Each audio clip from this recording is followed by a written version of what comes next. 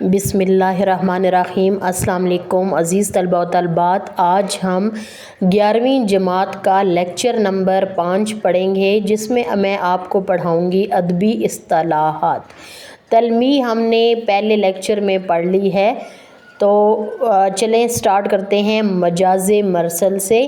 اگر کوئی لفظ اپنے مجازی معنی میں اس طرح استعمال ہو کہ اس کے مجازی معنی اور حقیقی معنوں میں تشبیہ کے علاوہ کوئی اور تعلق ہو تو اسے مجاز مرسل کہا جاتا ہے۔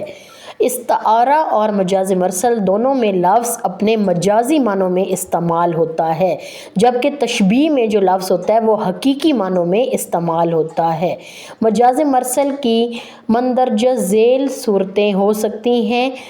پہلی دیکھیں، جز بول کر کل مراد لینا، مثلاً جس سر کو غرور آج ہے یا تاجوری کا، کل اس پہ یہیں شور ہے پھر نوحہ گری کا۔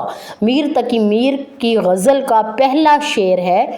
تو اس میں کیا کہا گیا ہے، یہاں جز یعنی سر بول کر کل یعنی تمام انسانوں سے مراد لی گئی ہے۔ جس سر کو غرور ہے کہ جس انسان کو آج بادشاہت کا غرور ہے، یعنی انسانوں کی بات کی گئی ہے سر بول کر، جز کا ذکر کر کے کل مراد لینا۔ نمبر 2 پر ہے کل بول کر جز مراد لینا۔ مثلاً شعر میں نے لکھا ہے، اور بازار سے لے آئے اگر ٹوٹ گیا، ساغر جم سے میرا جام سفال اچھا ہے، کہ اس شعر میں کل یعنی بازار کا بول کر دکان مراد لی گئی ہے۔ ظاہر ہے کہ ایک چیز بازار سے پورے بازار سے تو نہیں خریدی جا سکتی نا، ایک دکان سے ہی خریدی جا سکتی ہے، لیکن یہاں پر کل بولا گیا ہے، بازار کا بولا گیا ہے، لیکن بازار کا بول کر دکان مراد لی گئی ہے۔ کل بول کر جز مراد لینا۔ تیسرا دیکھیں، وجہ بول کر نتیجہ مراد لینا۔ برسے گا آج خوب دھواں دھار ابر ہے، اس مصرعے میں وجہ یعنی ابر بول کر بادل کا بول کر نتیجہ یعنی پانی مراد لیا گیا ہے۔ چوتھا دیکھیں، نتیجہ بول کر وجہ مراد لینا۔